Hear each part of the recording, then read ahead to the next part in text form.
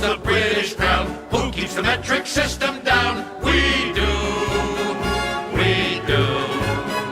Who keeps Atlantis off the maps? Who keeps the Martians under wraps? We do. We do. Who holds back the electric car? Who makes Steve Gutenberg a star? We do. We do. Who robs Kate Fish of their sight? Who rigs every Oscar night? We do.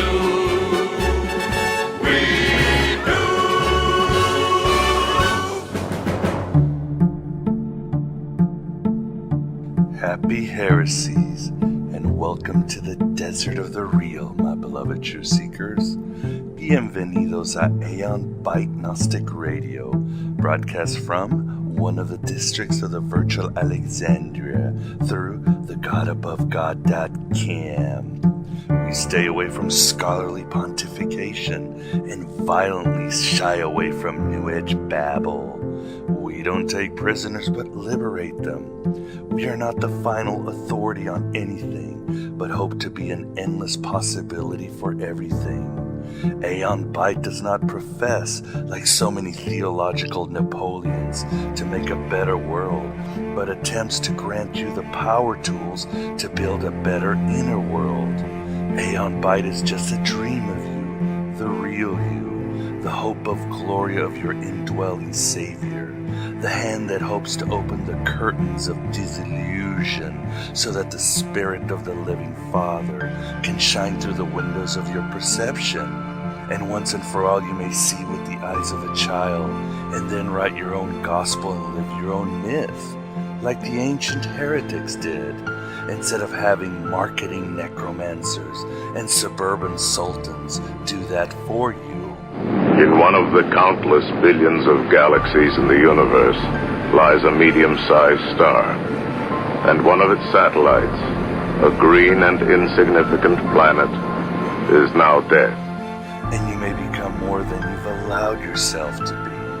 Or as the Nag Hammadi Library's dialogue with the Savior states, be a person who may leave the world and enter a place of life, of true life. I am not a number. I am a person. So divided we stand, together we rise, and we rise to rage against heaven, fight a master chief fight against all forms of oppression, bigotry and intolerance, material or spiritual, regardless of the odds stacked up against us, no matter how outnumbered we may seem by the armies of Samael, no matter how many times and how many ways we have to die. Gaia is immoral. The universe will never love us back, no matter how much we delude ourselves. But we'll continue on this dark odyssey, upon the seas of fate, through the gnashing rocks of orthodoxy, in order to release as much divine scintilla as we can find from the darkness of mere being and the darkness of ignorance that Jehovah breathed through every crevice of time and space in order to hide the rusty Guantanamo Bay slaughterhouse he created and then called good. See, to be quite frank, Kevin, the fabric of the universe is far from perfect. It was a bit of a botched job, you see. We only had 7 days to make it. Like the Nag Hammadi Library's hypostasis of the Archon says, the powers and principalities turned to their Adam and took him and expelled him from the garden, along with his wife, for they have no blessing, since they too are beneath the curse.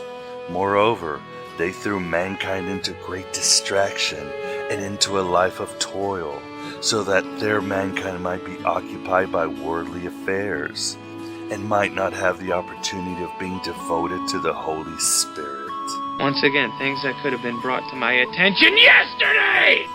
I am Abraxas in his mortal incarnation of Miguel Conner, and we are the Gnostics, the lovers of the esoterica and the Dionysian freethinkers. We seek gnosis, that transdimensional knowledge of all realities, including our own inmost realities, and the holy insight to separate the false ones from the real ones. Gnosis is personal and sensual cognizance with a higher, ultimate consciousness that sets us free, not forever, but beyond forever. Well, what if there is no tomorrow? There wasn't one today. Like Jeremy Puma recently wrote very wisely, Gnosis is not the result. Gnosis brings results.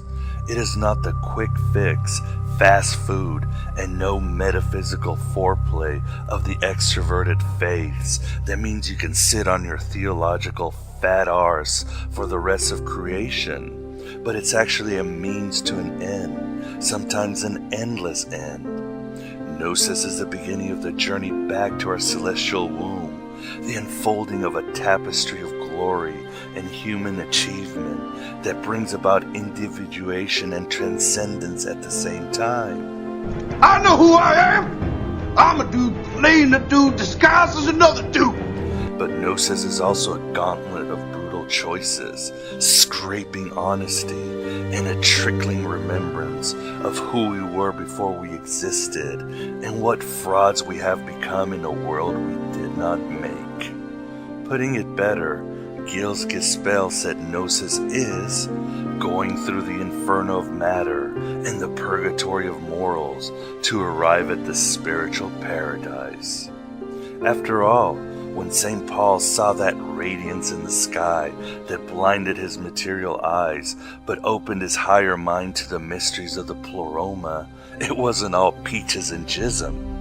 No, my beloved truth seekers, it was just the beginning of a tortured and often confusing hero's journey that sent him both up the various heavens and down into the warped lands of the psychic and the Heilig, who deemed him mad, dangerous, and just too bloody independent, even as he attempted to rescue divine sparks from the clutches of Satan. Why do we have to have evil? I think it's something to do with free will. When Neo took the red pill, he didn't get an iPad or pussy galore. No, he saw how ghastly and desolate true reality was, and the desperate situation of both the human slaves and the Archon overlords. It was also the beginning of a tortured and often confusing hero's journey, with much love, kinship, and tear-stained revelation. But it was only when he completely sacrificed his lower self, confronted the abyss face of the God of this world, as well as the dark reflection of his own soul, that he finally beheld the hidden luminosity, the divinity everywhere, and he became pure light as he performed the Tikkun Olam, the restoration of the universe. And both St. Paul and Neo surely might have to do it again, and again, and again, and so may we. The third principle of sentient life is its capacity for self-sacrifice. For a cause, a loved one, or for a friend. Hey, but that is your choice. Be a hero of 1,000 faces and a fool for 1,000 lifetimes. Or maybe instead of swallowing the red pill, use it as a suppository and contaminate the gnosis you have downloaded from the eternal realm of Barbelo and the Virgin Spirit. Maybe that's what it means in the Gospel of Thomas, where it talks about blasphemy against the Holy Spigot. After all, the Gospel of Judas reveals Iscariot as a demonic god with gnosis. I am the god of hellfire! Maybe gnosis can indeed be used for the wrong purposes, or discarded like Sophia is often discarded in Gnostic and Old Testament texts.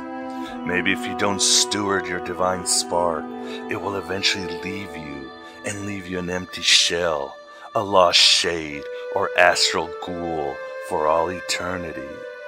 Food for soul thought, eh, my beloved truth seekers?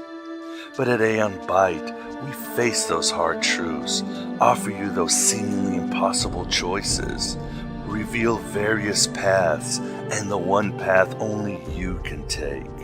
You either die a hero, or you live long enough to see yourself become the villain. In other words, and as always, I'm trying to tie my insufferable drivel with our topic, The only reason you should be here. So on this approximately Saturday, June 12th, the year of our Demiurge 2010, we have our second installment on the Freemasons. Our first foraging into this esoteric fraternity was headed by the gracious Dr. Robert Lomas, best-selling author of Hiram's Key. In our second chapter, our guest actually counters what Dr. Lomas brought to the table of this everlasting tea party with me as a Mad Hatter.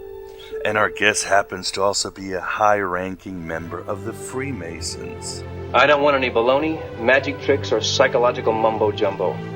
With us in this eternal now, we have the honor of hosting Jay Kinney, author of The Masonic Myth, co-author with Richard Smoley of Hidden Wisdom, a guide to the Western inner traditions, and former editor-in-chief of Gnosis magazine. For more information on Jay and his new book, The Masonic Myth, please visit his website, masonicmyth.com. Like I said, Jay is not only a high-ranking dude of this venerable brotherhood, but is also an initiated member of a Gnostic order. Thus, having gnosis and being a scholar, he has no choice but to mine deep into all layers of reality and unreality. You always got to follow the truth, even if it brings the whole damn thing crashing down around you. So his book is a sober, trenchant, yet insightful dragnet on the Freemasons without all the bells and Kool-Aid.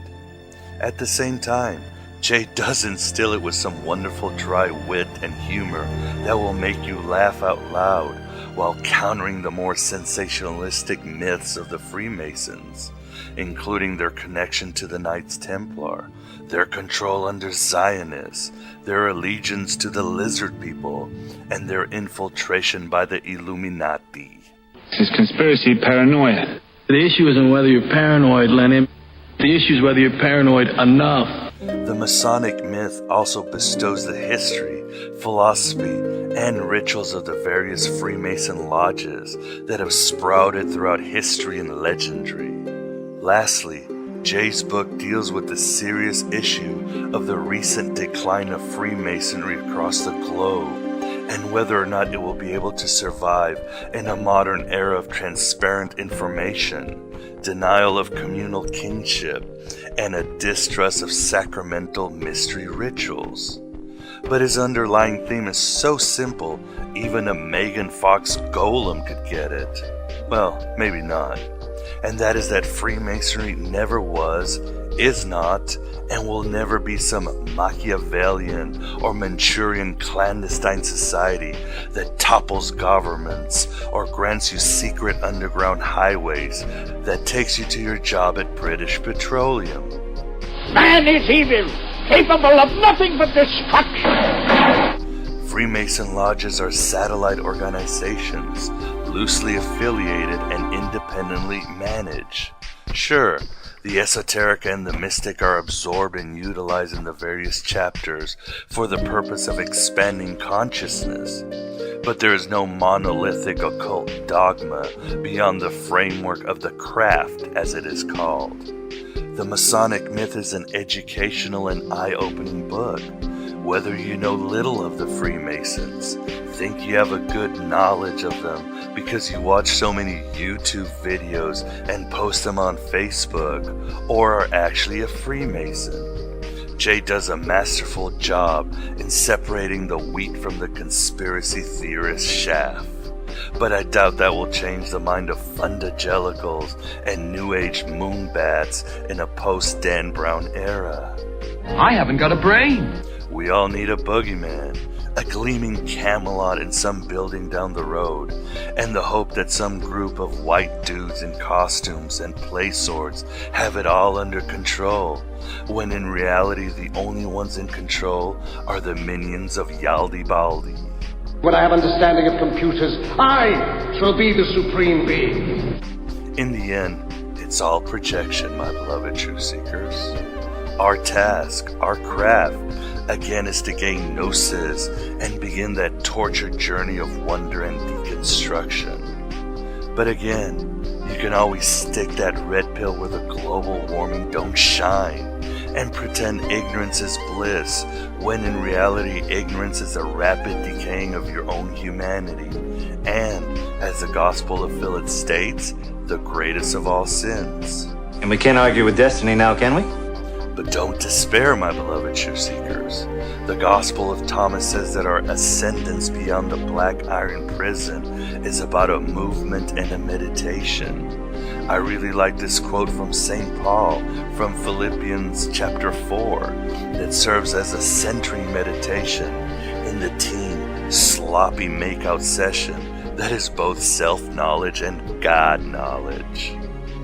Finally, brothers, whatever is true, whatever is noble, whatever is right, whatever is pure, whatever is lovely, whatever is admirable, if anything is excellent or praiseworthy, think about such things. Just awe-inspiring stuff. Neo and St. Paul had quite a journey, and they certainly meditated about these things on those moments of temporary rest in their internal palm tree gardens.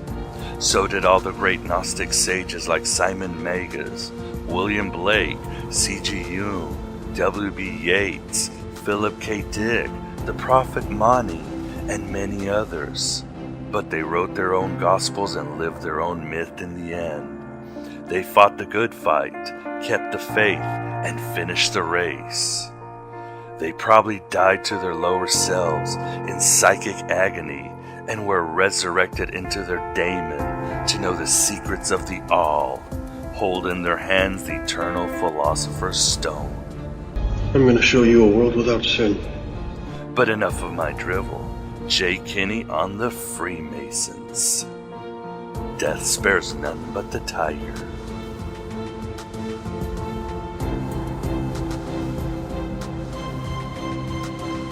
This is the Aeon Byte interview, and with us we have the pleasure of having Jay Kinney to discuss his new book, The Masonic Myth. How are you doing today, Jay? I'm doing fine. Thank you very much for joining Aeon Byte. Happy to be here. Why don't we begin by dispensing with the more sensationalistic and perhaps egregious theories on the Freemasons? What are some of the ones that really make you roll your eyes, Jay?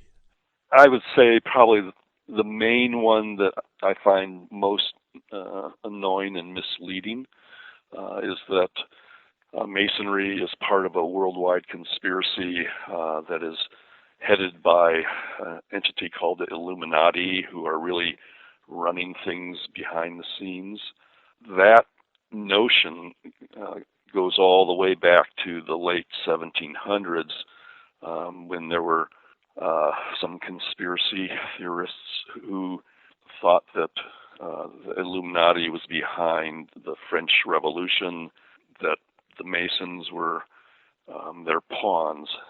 Somehow or other, and I go into this in some detail in the book, that whole notion of the Illuminati as controlling things has continued on down to the present, and particularly among the far right, it keeps popping up. The truth of the matter is that the Illuminati was an entity in Bavaria for a relatively short period, maybe 10 years, something like that, in the late 1700s. And, it was a organization that did infiltrate Masonry in Bavaria and tried to use it to an organization to spread their message. And the Illuminati's message was basically sort of radical enlightenment in the sense of the Enlightenment era. They were sort of anti-church, pro-democracy, but they were very manipulative. And that manipulation was what really stood out about them. And however, they were wiped out after a relatively short period. And, having a group called the Illuminati is like a really romantic notion. And it just sort of stayed in the popular imagination. And so it's continued on down to the present as this idea that people have of, oh, there must be some group really controlling things behind the scenes.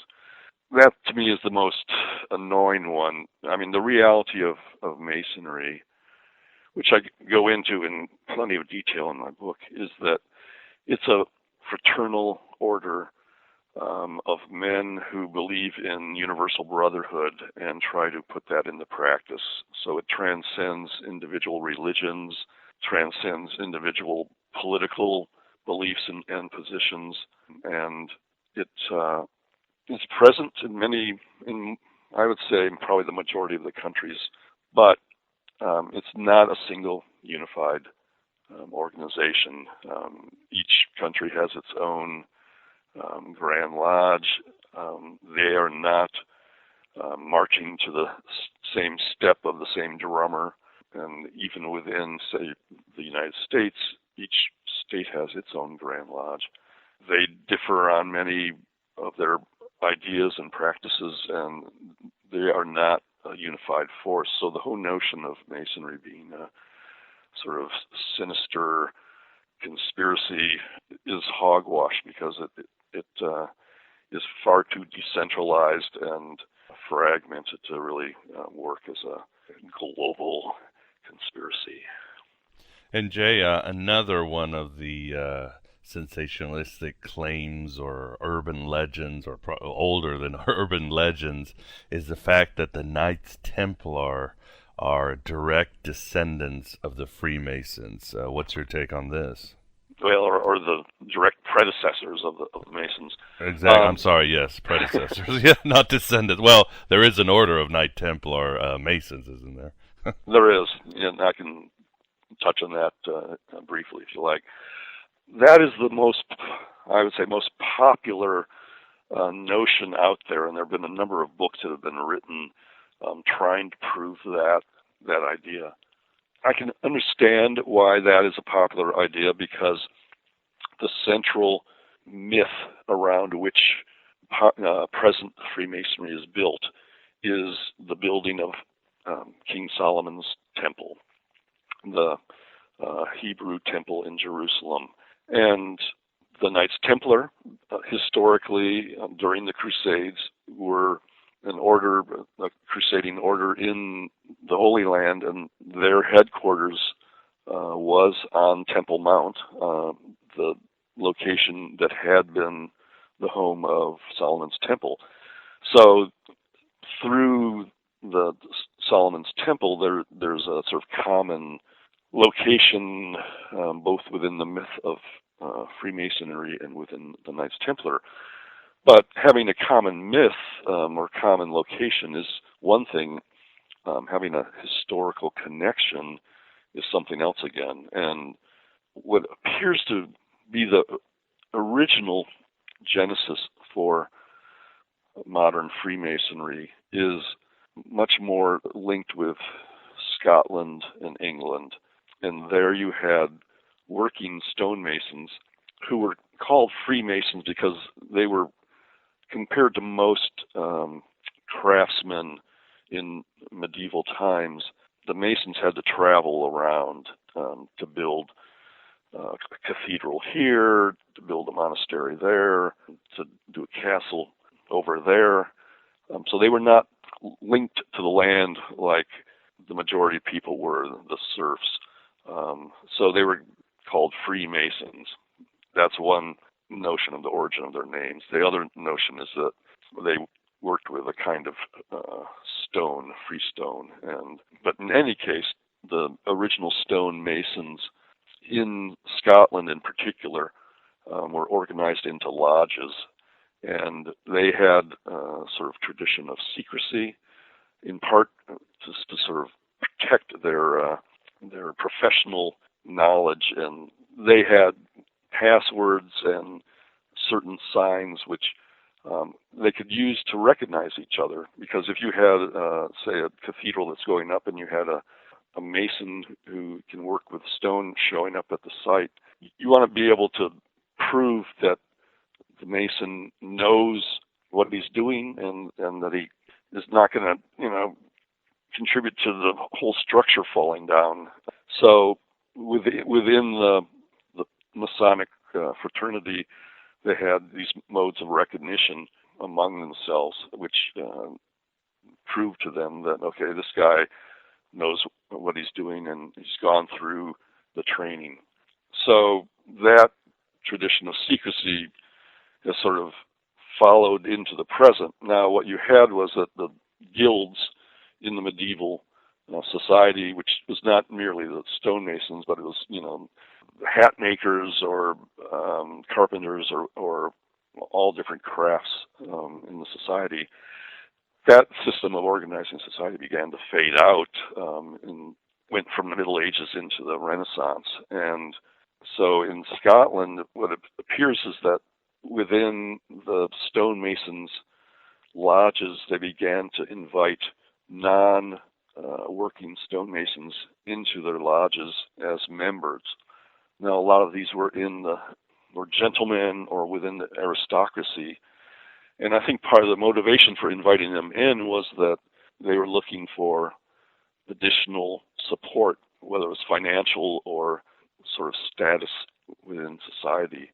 And within the elite circles in society at that time, the gentlemen were particularly interested in architecture. It was sort of like a pastime or a hobby for them to be intrigued with the building of cathedrals or what have you. And I think that they were intrigued to join the Masonic lodges with the hopes that they would gain insight into how all of that was possible. And what you had over time, seemingly, was that the number of non-working stonemasons began to decline in the guild, in the lodges, and the number of non-working masons increased to the point where finally the majority of them were not working stonemasons. And out of that then evolved modern Freemasonry, which really just sort of takes the whole set of working tools, symbolism and whatnot of stonemasons and uses them in a sort of philosophical and metaphorical manner. To me, that is, and there's a lot of very serious historical research that is behind this. That seems to be the origin of modern Freemasonry. The Knights Templar is a romantic idea. The usual notion is, that the Knights Templar, when they were driven out of the Holy Land after the end of the Crusades, came back to Europe. They were a powerful force. They had great wealth because they were an early form of bankers, and they lent money to kings and what have you. And finally, that they were suppressed by the King of France, who had his own Avignon-based pope who ordered them suppressed, and that they then escaped to Scotland and in time became hid within the Freemasons. But all the evidence for that is circumstantial. It's highly speculative, which hasn't stopped there being numerous books based on that premise. But if you're really interested in what is the true story, I don't think that is it. But it's out there, and that's one of the things that Freemasonry has to deal with. And I have to say that a lot of Freemasons themselves believe that they're descended from the Knights Templar. I mean, it's ironic because I think, some men are attracted to modern Freemasonry precisely because they have the romantic idea that we've come from the Knights Templar, and it's very hard to dissuade them from that notion.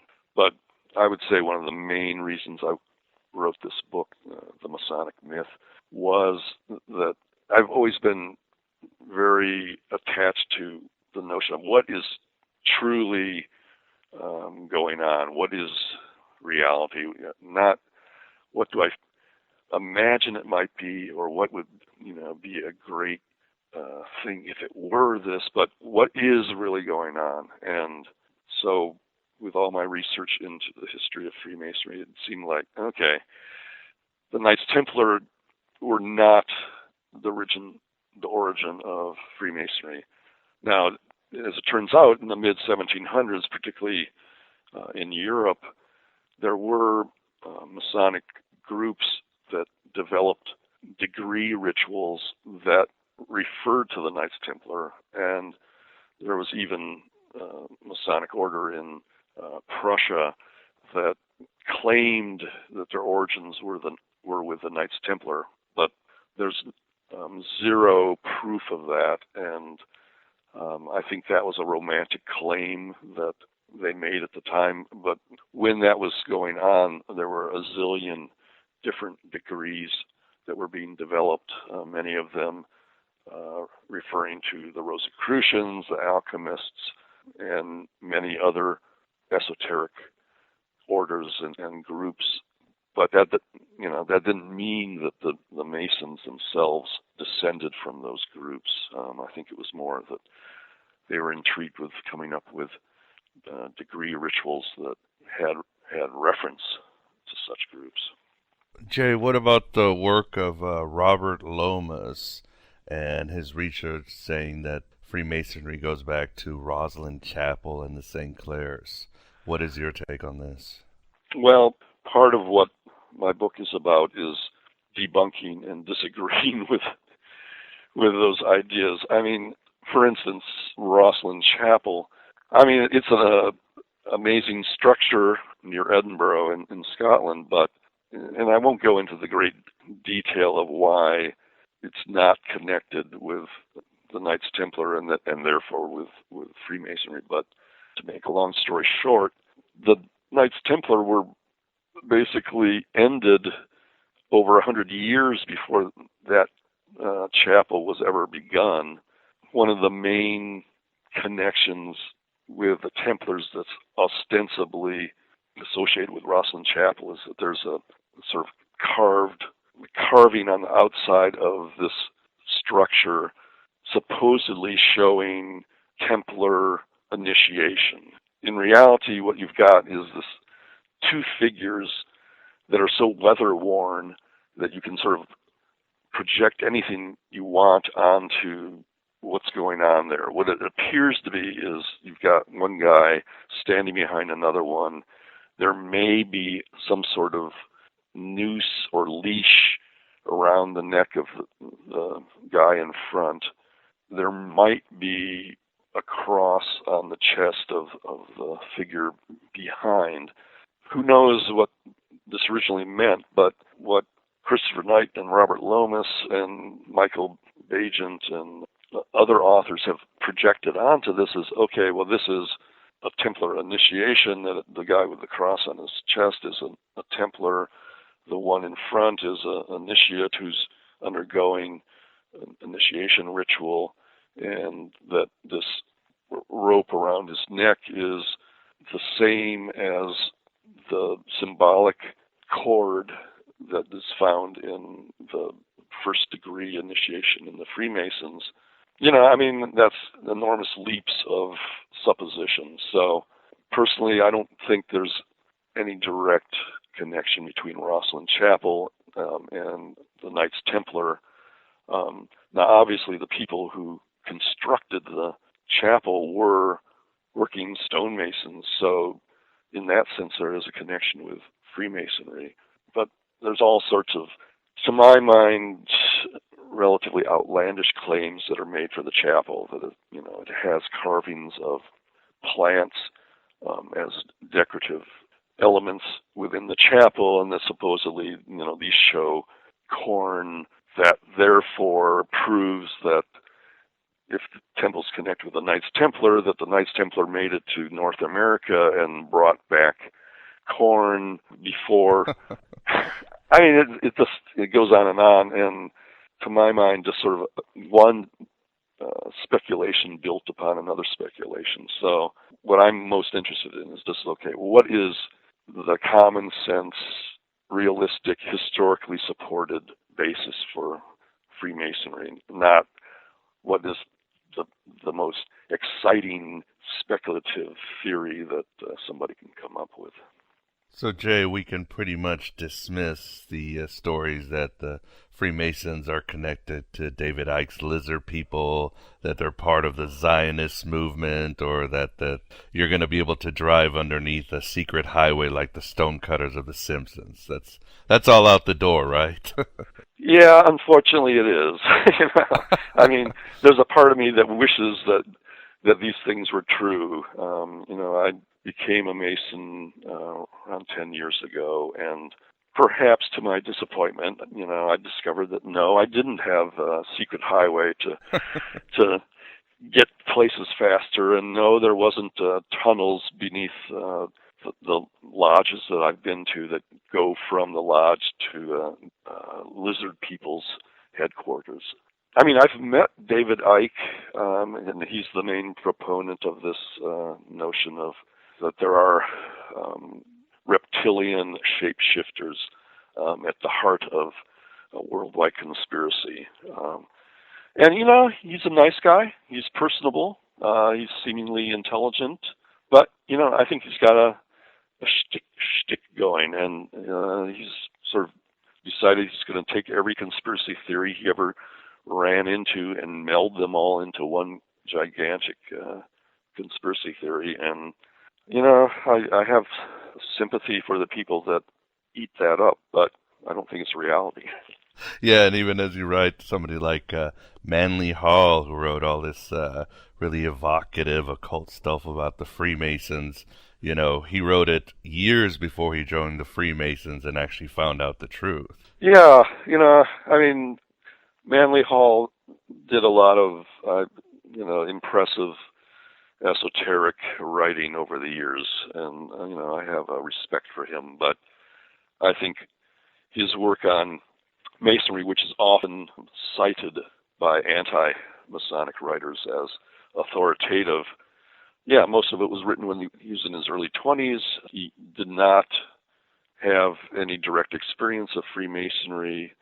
I think he got a lot of his notions from theosophical sources, often who had their own notions about Freemasonry that came from clairvoyance. And to my mind, clairvoyance is not a rock-solid, reliable source of information. A lot of the writers who are often cited by anti-Masonic sources as Masonic authorities aren't really Masonic authorities. And the ironic part about Masonry is that it's really hard to say who is a Masonic authority because of its decentralized nature. I mean, you can go to, say, the Grand Lodge of California and talk to the Grand Secretary, and he'll give you one official view on what Masonry is and what it was and all of that. But if you go to a Grand Lodge in another state or another country and talk to an official there, they're probably not going to tell you the same thing. So it's really difficult to point your finger and say, okay, this is an official source, because they don't always agree with each other. And that's one of the challenges of writing about Freemasonry. And a lot of the anti-Masons make the mistake of choosing a set of so-called authorities and then trying to twist their words around to prove their conspiracy theories. So it's an ongoing challenge. And do you think maybe like, let's say somebody like Aleister Crowley, who loved giving disinformation to people, just, I guess to take the piss out of them, as you would say. Mm-hmm. Do you think a lot of Freemasons do that on purpose as well? I wouldn't say a lot do. I would say that some Masons enjoy the secrecy that is associated with it, though I think the secrecy is overblown. A lot of it is, the main secrecy in Masonry is about relatively minor things, such as the modes of recognition between Masons, the passwords and handshakes and stuff like that. Well, that's totally incidental to what Masonry is really about. But, Masonry does attract a lot of men who are sort of fascinated with the possibility of discovering secret truths or maintaining secrets or sharing secrets or what have you.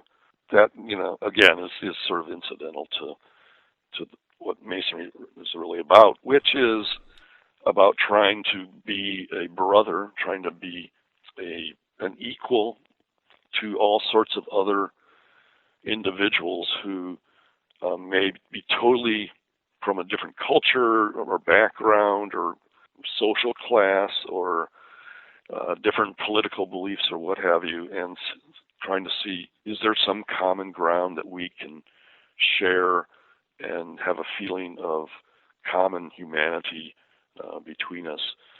And that's no small thing. That's probably the main thing that attracted me to Masonry was that idea of universal brotherhood. Ironically, I think that is one of the things that is most distressing to a lot of the anti-Masons, many of whom are fundamentalist Christians, because they're convinced that there is only one correct interpretation of reality, that it's within their church's belief system, and that some group that accepts people from a variety of religious backgrounds, it must be sinister or it must be evil or what have you, or it must be a sort of alternative religion. It really isn't. It would be intriguing if it were, but what I found was that it's sort of like a group that does have spiritual ideals, but I differentiate between spiritual and religious. Spiritual is much more personal. It's your own growth or your own sense of connection with the greater universe, whereas a religion is an organized theology. It's a set of beliefs, and it's got its own infrastructure that one becomes involved with.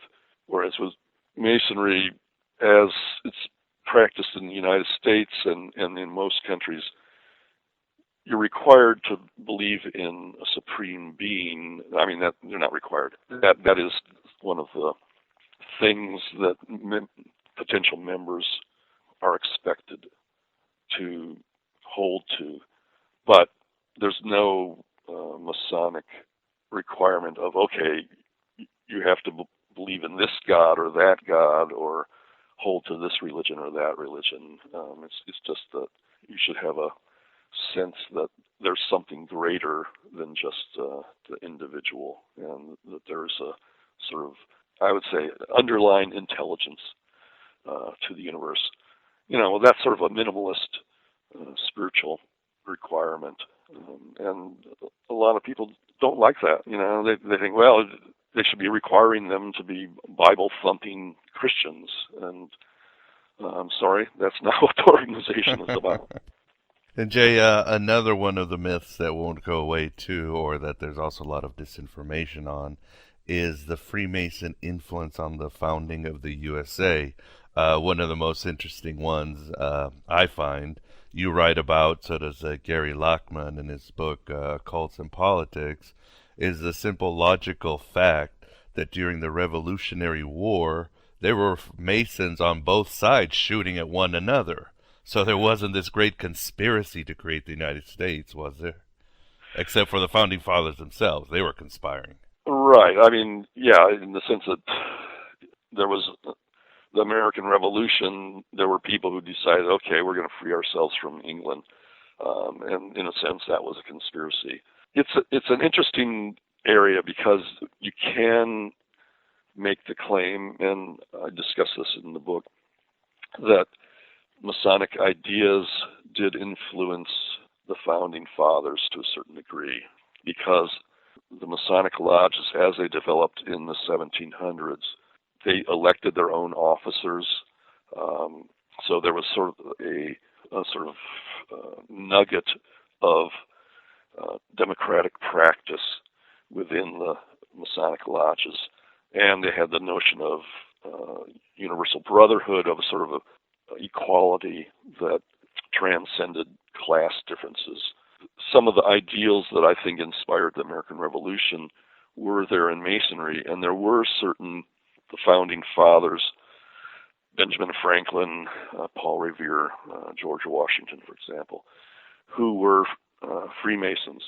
But I don't think that you can really say that the American Revolution was a Masonic project, nor that the French Revolution was a Masonic project.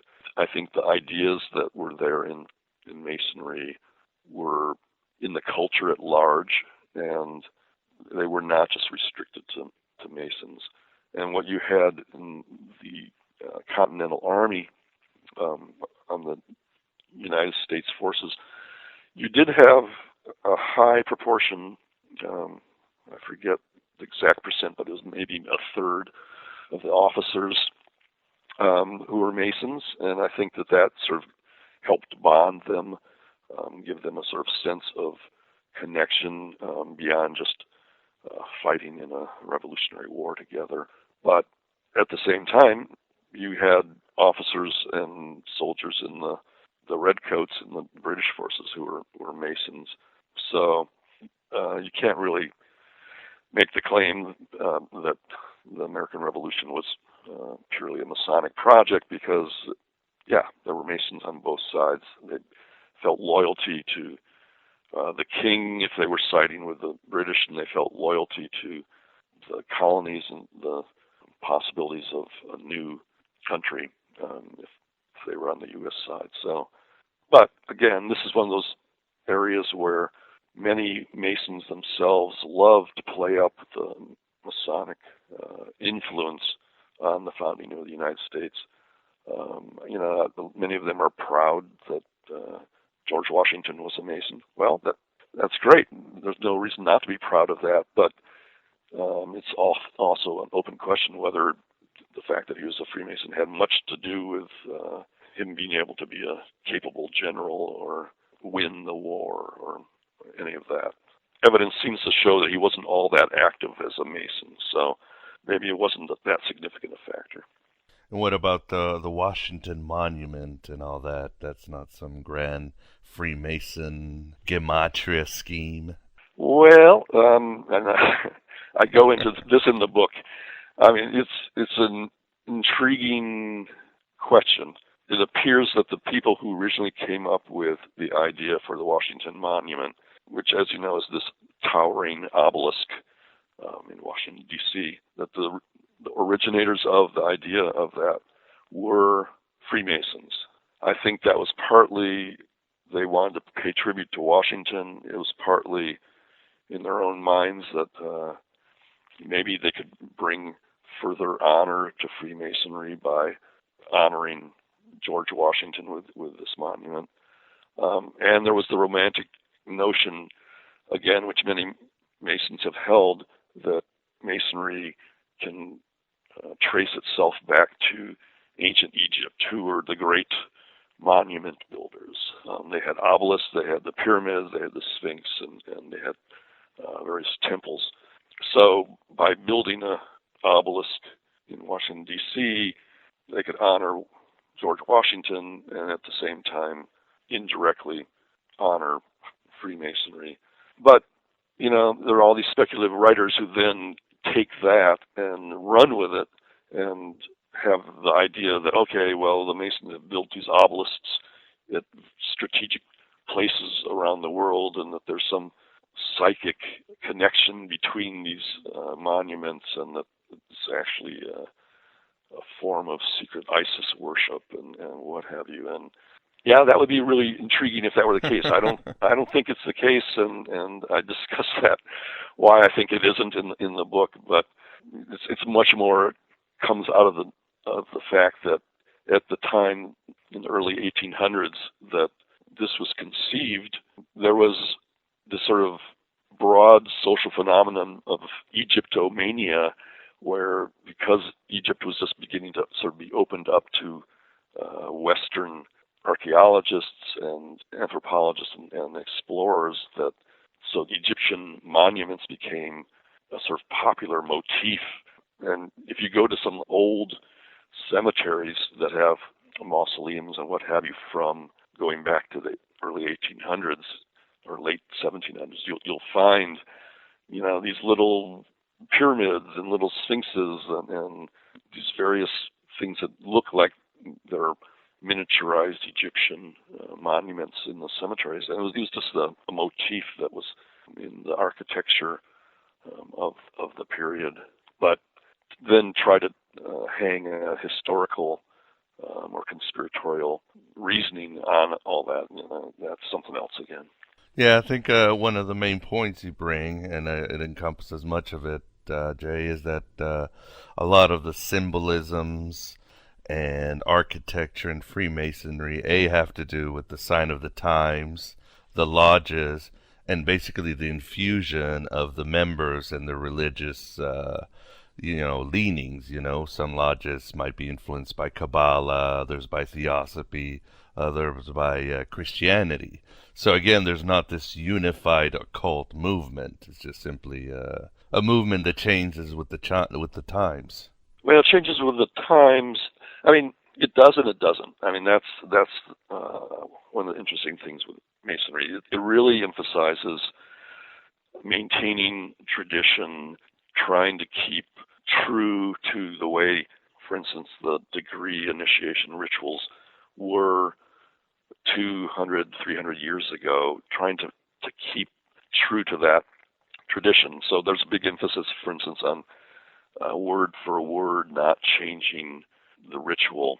But at the same time, it's like the telephone game where, because there's this tradition of maintaining the ritual but not writing it down, just maintaining it as an oral tradition, inevitably it's changed from location to location, because even if you had somebody, say, from the East Coast traveling to California back in 1849 and during the gold rush, and then some Masons banding together in California and starting a lodge there, they're dealing with their oral memory of how the ritual is, and there's inevitable changes that occur. And that's even more the case when you switch from one language to another, when you go from Masonry in the British Isles to continental Masonry, as it was practiced in France and Italy and Germany. Definitely changes do creep in, and so that's one of the things that people don't commonly realize when they think of Freemasonry. They think of this sort of entity that is, and it's always been the way it is, and it always will be, and it's a sort of single entity. Well, it isn't. It's fragmented. It's decentralized. There's subtle differences, and it's not unified. I would say that the one unifying factor is that everyone involved does believe in universal brotherhood, and so to a certain degree, they consider each other to be sharing in that belief. But even there, the Masonry as practiced by the Grand Orient of France, for instance, they don't have a requirement of a belief in a supreme being. Therefore, the Grand Orient is not recognized by, for instance, the United Grand Lodge of England, or by the Grand Lodges in the United States as legitimate, so-called regular, that's a Masonic term, Freemasonry. They're considered illegitimate or clandestine or irregular, what have you. I wouldn't go quite that far, because I think they're motivated by the same ideals. And I've met the past Grand Master of the Grand Orient of France and the Grand Librarian. They're perfectly lovely people, and I'm happy to have met them, and I consider them Masons. But there's these divisions within Masonry, divisions and differences that ironically prevent it probably from being quite the universal brotherhood that it had dreams of becoming. Yeah, one part I like about your book is, you're talking about the rituals to go up the degrees, and, these are reenactments of the ancient myths of, the building of the temple and Hiram and so forth. You mentioned also that a lot of Freemasons, don't even know what's supposed to be secret or not secret.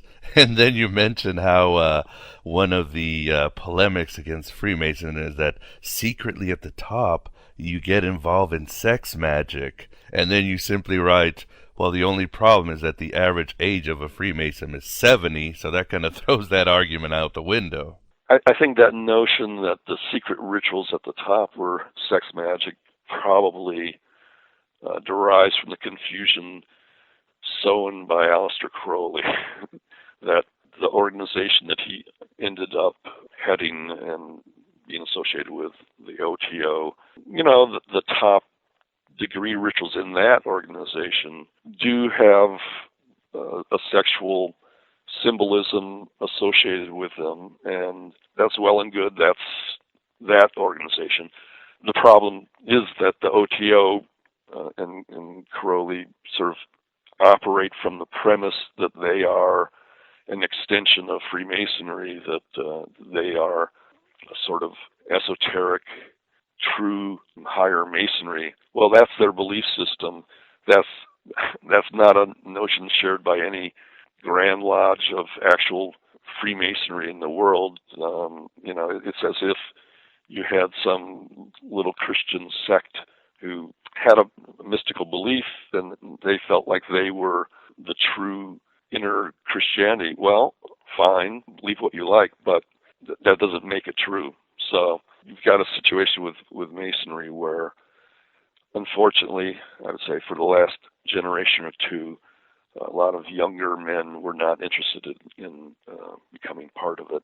I think that stems from the 60s, from the baby boom generation where, nobody was going to join a group that their father or grandfather was a member of. And so Masonry began to sort of lose membership by attrition over the years. And it's gotten to the point now in the last decade where the average member's age certainly is in the 60s, 70s.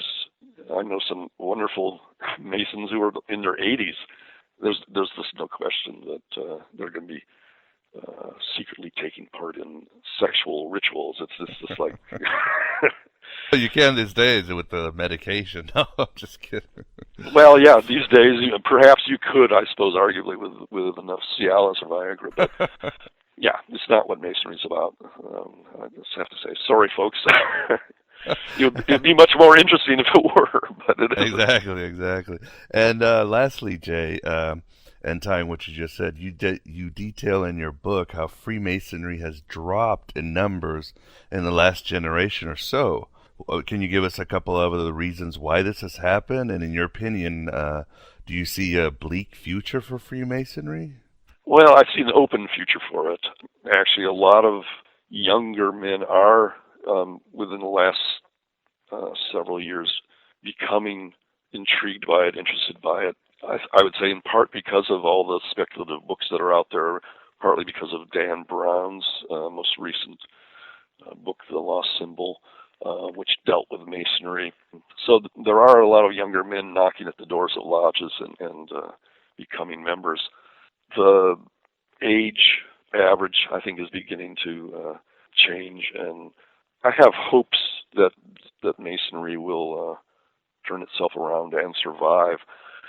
But the reason that went into the decline that it has over the last 50 years, I would say primarily is that the nature of society during that period has changed. That you had, well, for instance, in the old traditional family setup, you had the husband working, you had the wife at home raising children, and you had tradition of, okay, the men get to have men's night out, and he goes to the lodge and he hangs out with his buddies, and that was sort of built into the social norms. But, particularly I would say since the rise of the women's movement in the late 60s, you've got a situation where it's much more of a shared social life, and the whole notion of going off to the lodge to be with other guys, that's viewed by many wives or partners as, hey, let's do something, let's go to a movie together, or let's spend time together. So I think it just sort of became out of sync with the times. But now, sort of in maybe a post-feminist era, you've got a lot of guys that, do want to have some time with their buddies and, get a little space for themselves. Women carved space for themselves, and men had to sort of re-find a space for themselves. So, I think perhaps it's beginning to be statistically on the upswing again, but it has to align itself and evolve with the times and find a way for it to work for the present generation. Well, I think that's all the time we have today, Jay. I'd like to thank you very much for coming on Aeon Byte and discussing your book, The Masonic Myth. I'm happy to do it. Homer, a man who called himself you-know-who, just invited you to a secret wink-wink at the you-know-what. You certainly are popular now that you're a stonecutter. Oh, yeah. Beer bust, beer blast, keggers, Steinhoist, AA meetings, beer night. It's wonderful, Marge. I've never felt so accepted in all my life. These people look deep within my soul and assigned me a number based on the order in which I joined. And there you have it, my beloved truth seekers. Jay Kinney on the Freemasons from his new book, The Masonic Myth. For more information, again, please visit his website, masonicmyth.com. And as a high-ranking Freemason, a Gnostic hoy in his own right, and an erudite scholar, he certainly ain't whistling Pixie Dixie. Of course, something that can't be overlooked, and Jay certainly deals with it in his book, is the massive tome by Albert Pike called Morals and Dogma, written in the early 19th century, long before the occult began to sensationalize the Freemasons. Pike, as far as I know, is the first one to come up with some amazing declarations, like the interaction between the Knights Templar and mysterious Johannite sects, Kabbalist sages, and other groups, and their connection to the Freemason ethos, and some other real horror show stuff, my beloved truth seekers. Whether Pike picked it up from legend, history, or hearsay, we just don't know. But Morals and Dogma is certainly a live wire in the history of sober Freemasonry, especially since Pike gives away all the rituals and philosophies of Freemasonry back then, some that are pretty shocking. And it should be noted as well that Solomon, way before the Freemasons, was seen by the Gnostics as a sort of archetypal magician and mystagogue, much in the same vein as Simon Magus, Melchizedek, or Hermes Thrice Great. Here is an example from the Nag Hammadi Library's The Apocalypse of Adam. Solomon sought her, he and Fursalo and Sauel, and his armies, which had been sent out. Solomon himself sent his army of demons to seek out the virgin, and they did not find the one whom they sought, but the virgin who was given to them. Solomon took her. The virgin became pregnant and gave birth to the child there. She nourished him on a border of the desert. When he had been nourished, he received glory and power from the seed from which he was begotten, and thus he came to the water. Or from also the Nag Hammadi Libraries, The Testimony of Truth.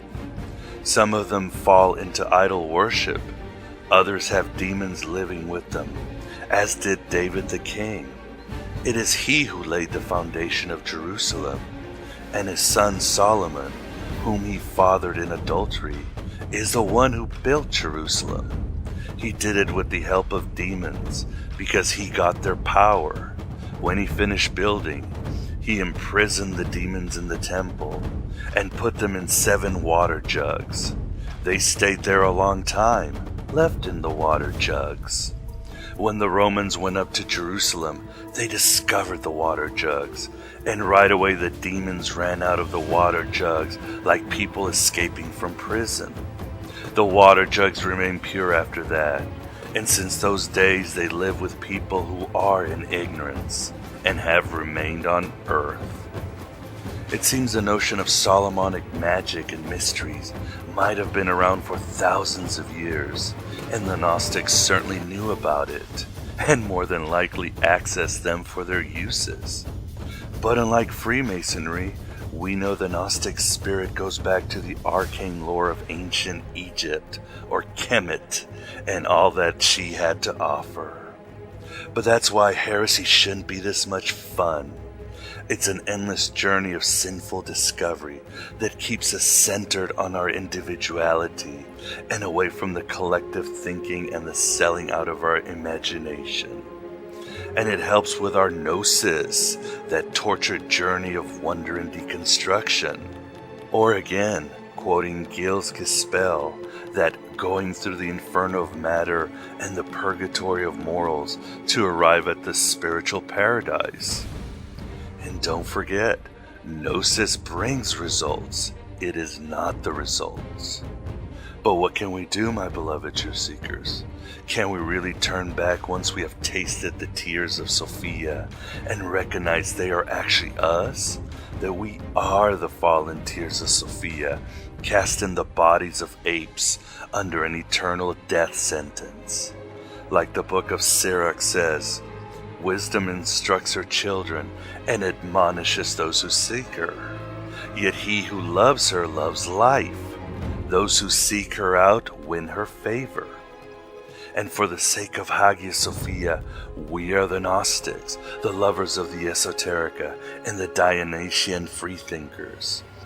We are the veterans of 1,000 psychic wars who have set the controls to the heart of the sun.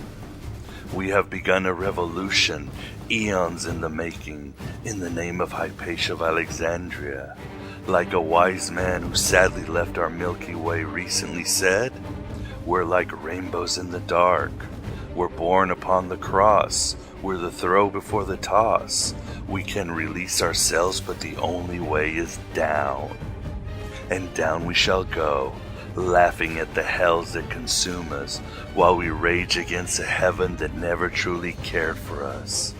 And in the end we shall no longer see through a glass darkly, and we shall see everything as it is, infinite, and so full of light, pure light, like Neo and St. Paul saw the world in their tortured adventure. All light, and we shall all shine on, like the moon and the stars and the sun. All light, we are truly light. I am, and I am Abraxas. I am you, I am. And I am broadcasting at the virtual Alexandria through the God above God that can. The road is ended, the song is over. Thought I'd have something more to say. But don't cultivate any troubles, my beloved truth seekers, because like heaven above you, the spy that love you, I'm keeping all of your secrets safe with me tonight. Hello and goodbye as always. If you can keep your head when all about you are losing theirs and blaming it on you, if you can trust yourself when all men doubt you, but make allowance for their doubting too, if you can wait and not be tired by waiting, or being lied about, don't deal in lies, or being hated, don't give way to hating, and yet don't look too good, nor talk too wise. If you can dream and not make dreams your master, if you can think and not make thoughts your aim, if you can meet with triumph and disaster, and treat those two impostors just the same, if you can bear to hear the truth you've spoken, twisted by knaves to make a trap for fools, or watch the things you gave your life to broken, and stoop and build 'em up with worn-out tools, if you can make one heap of all your winnings and risk it all on one turn of pitch and toss, and lose, and start again at your beginnings, and never breathe a word about your loss, if you can force your heart and nerve and sinew to serve your turn long after they are gone, and so hold on when there is nothing in you except the will which says to them, hold on. If you can talk with crowds and keep your virtue, or walk with kings nor lose the common touch, if neither foes nor loving friends can hurt you, if all men count with you but none too much, if you can fill the unforgiving minute with 60 seconds worth of distance run. Yours is the earth and everything that's in it, and, which is more, you'll be a man, my son.